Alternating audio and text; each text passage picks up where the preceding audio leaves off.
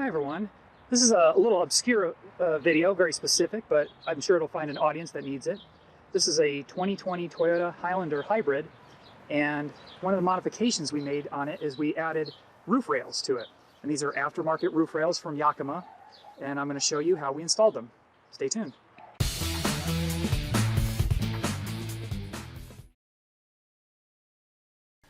We opened the first of the three boxes, and this is the landing pads. This is what we'll start with here. These are the rubber mounts for the rails. The rubber mounts come in two types. There's A and B, and they're both embossed into the pad there. A goes on the front driver and rear passenger. B goes on the front passenger and rear driver. So you just make sure you have those oriented right and you pick the correct one.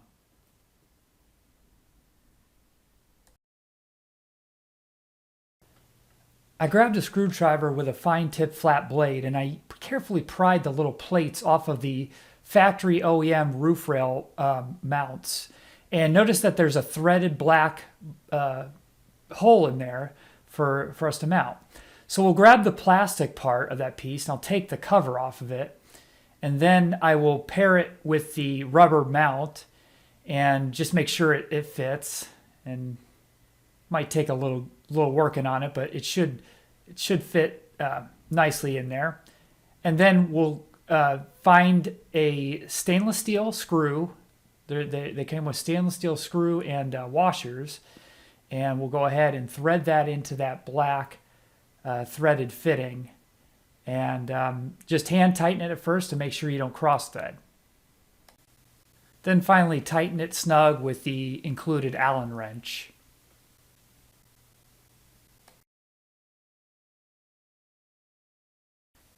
Repeat the same process for the other three. Make sure you get an A and B on the right sides, and then you'll have all four of the mounts ready to go.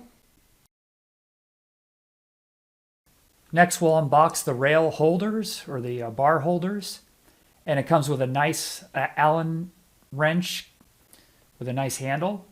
And then we'll unbox the actual cross bars themselves, and this package comes with the crossbars and the end caps. So in the box with the crossbars, go ahead and pull out a hardware pack that's in there.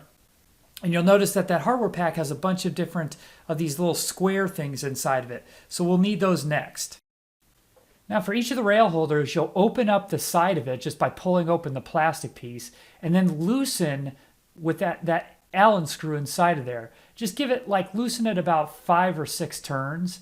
And then underneath, notice that there's another little area where you can find an Allen screw as well. So what you're going to do is you're going to take that plastic square piece and you're going to snap it into the assembly there. It should kind of make a little snap. And then take that aluminum piece and put it in onto the screw there. And you may have to kind of locate that screw hole. Sometimes I had to use my little screwdriver to kind of position it inside there, and then get that Allen wrench inside the fitting there. And then what you're going to do is put that little square aluminum piece in there and then thread it into that. So you just tighten down the screw from underneath.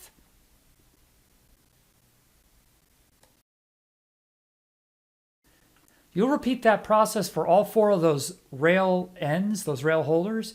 Then we're going to grab the actual crossbars themselves, lay them down upside down, and there's a rubber strip that's in there. Just go ahead and pull that out and put it aside for a moment.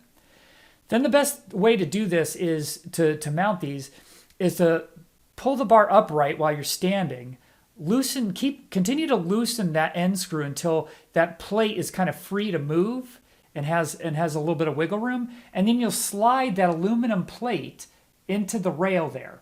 And if it's too tight, just keep loosening it until you can keep sliding it down. And you'll see that as I go, it'll tighten up, and then I'll have to give it a little bit of loosen, but eventually I'll get it to slide down so that it's free to slide through on the rail. And we're going to go ahead and do that for both sides on each of the rails. I'm not going to worry too much about the position right now, because the easiest thing to do is actually to just fit them onto the car, and and kind of center the rail by measuring each side of it. And if it's a little bit long on one side, what you could do is just take a little rubber mallet or a dead blow hammer, just carefully just give it a little bit of a push, and then make sure it's aligned equal distance on both sides. Then I take it back off the car, now that I've got those rails centered, and I'm going to push the rubber strip back into the little groove there. And so, yeah, just take it and just push it in with your thumb. And then notice that when we get to the end of it, it's going to be a little bit too long now. So once you get it to the end there, you can then take a pair of scissors, nice sharp scissors, and you can cut it off. Now, what we did is we made sure that we cut it off like just a quarter of an inch too long.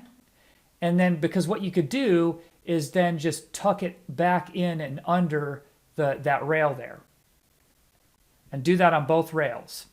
Now we can go ahead and install the rail again, and then tighten that screw to where the rail it can no longer move. Once you've tightened it, and you close this door, that actually locks it into the car. Then with the flange on the bottom, you could just tap in the end plates, and you're all done. Looking good, and now we're ready for a cargo bin or perhaps some kayak mounts. Thanks for watching.